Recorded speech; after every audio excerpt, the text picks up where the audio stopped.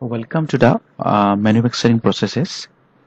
So here in the casting processes, we have discussed about the different types of pattern terminology in casting. One most important thing in casting during the heating and cooling phenomena, what is the heat transfer and solidification in casting? Okay. So in casting, the rate of solidification is affected by the excess heat in the liquid metal on pouring. Again, the heat produced by the solidification of the metal, which is also called the latent heat of fusion, and the rate at which the heat is dissipated from the metal. So 3 points we have to remember. One is excess heat generated during the liquid metal pouring. Then the heat which is remained or produced by the solidification of the metal, also called as the latent heat of fusion, and the rate at which the metal acquires the heat. So this solidification of the metal is with a simple formula of the thermodynamics part using the Biot's number. So Biot number actually it is defined as the product of the heat transfer coefficient and thermal conductivity divided by the length of the heat transfer part.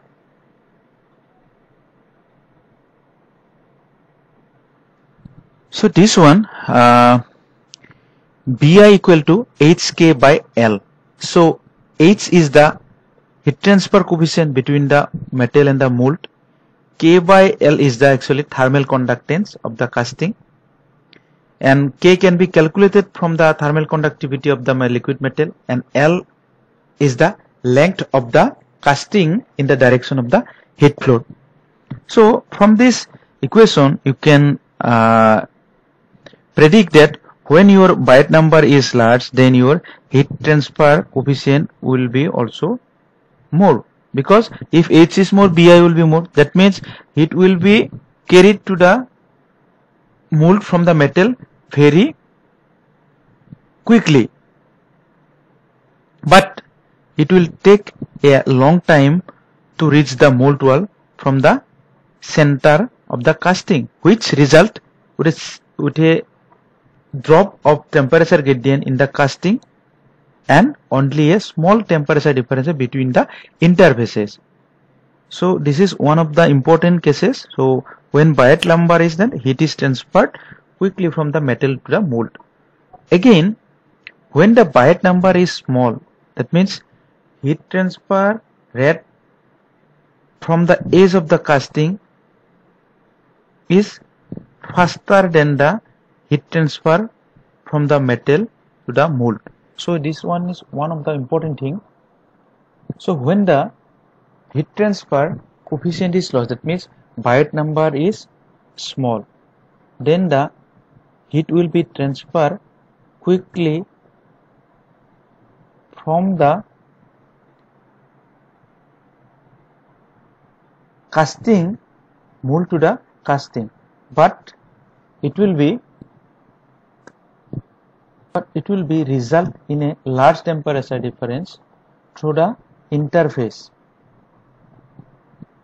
So and only a small temperature difference will be generated in the casting part. So this is the main important. When the Biot number is small, then the transfer of the heat of the to the edge of the casting will be faster as compared to the transfer of heat from the metal to the mold, which results in a large temperature difference across the interface of the casting and only a small temperature degree difference or gradient within the casting.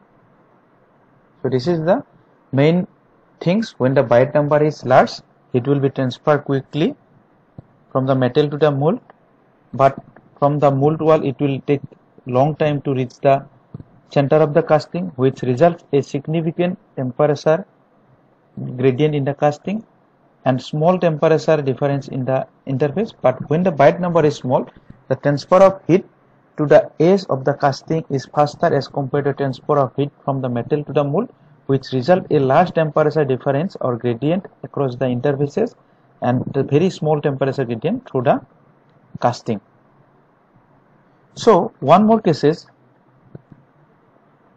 in when Bi is very small than 1, that means it's very small than 1.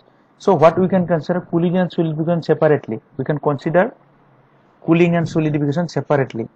So first consider let Tp is the pouring temperature and Tm is the melting temperature. Then according to the heat transfer rate, Q equal to your H delta T, or in place of delta T we can put out dt by dv, small dt divided by Cv by L. Then in place of dt by dt, if you have Q, in place of Q H delta T, then L Cv will be there. Then here dt by dt is the cooling rate and Cv is the heat capacity of the liquid.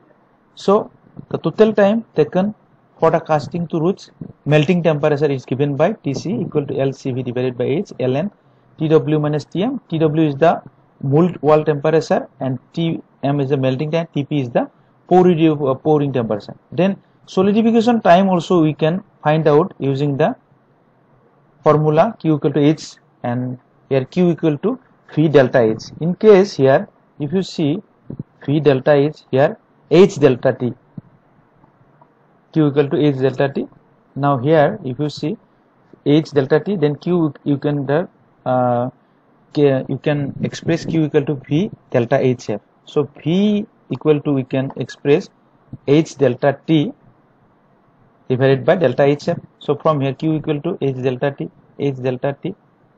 So H from V equal to then Q by delta H. So H delta T divided by delta H. So V is the speed of the solidification and delta H is the latent heat of the fusion of the metal. So total time taken for the metal to solidify when it reaches a Tm equal to your T solidification time equal to delta HFL H into Tw minus Tm. So the total time taken for a casting to solidify once it has been poured, it is given by T equal to L by H Cv ln Tw minus Tm, Tw minus T minus delta H F Tw minus Tm. So it is minus from this one Tc minus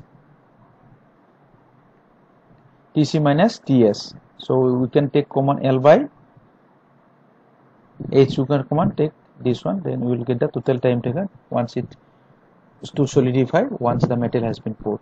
This is the formula for finding the total time for a casting to solidify when the metal is poured into the mold cavity.